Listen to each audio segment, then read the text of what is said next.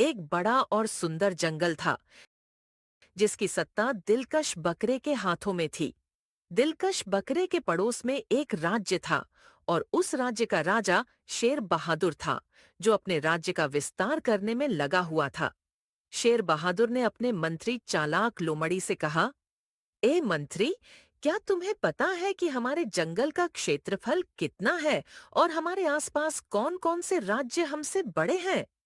मंत्री ने उत्तर दिया, महाराज, हमें पूरी जानकारी तो नहीं है, लेकिन हमारे जंगल में एक खास नक्शा बनाने वाला तोता है, जिसने आसपास के सभी राज्यों के नक्शे बना रखे हैं।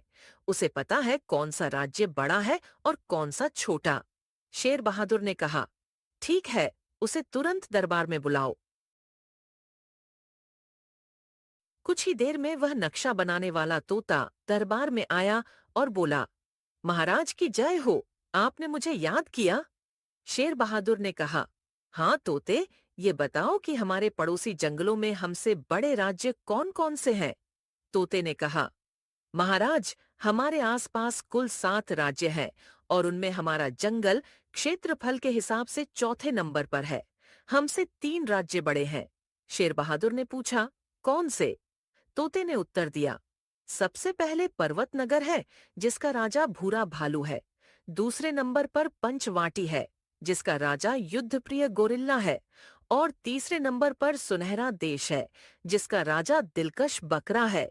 यह सुनकर शेर बहादुर के मन में एक खतरनाक विचार आया।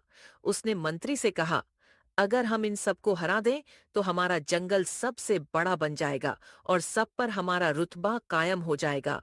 मंत्री ने कहा, महाराज, भालू और गोरिल्ला को हराना आसान नहीं है और दिलकश बकरा तो सबसे ज्यादा शक्तिशाली और चालाक है। लेकिन शेर बहादुर ने यह बात नहीं मानी और सबसे पहले भूरा भालू के जंगल पर हमला कर दिया। भयानक युद्ध के बाद भालू जान बचाकर भाग गया और उसका जंगल शेर बहादुर के अधीन हो गया। इसके बाद शेर बहादुर ने युद्धप्रिय गोरिल्ला के जंगल पर हमला किया। इस बार गोरिल्ला युद्ध में मारा गया। अब शेर बहादुर ने सोचा कि थोड़ा आराम करने के बाद वह दिलकश बकरे पर हमला करेगा। उधर उधर दिलकश बकरे की गुप्तचर हिरनी ने उसे सूचना दी कि शेर बहादुर उसके जंगल पर हमला करने वाला है।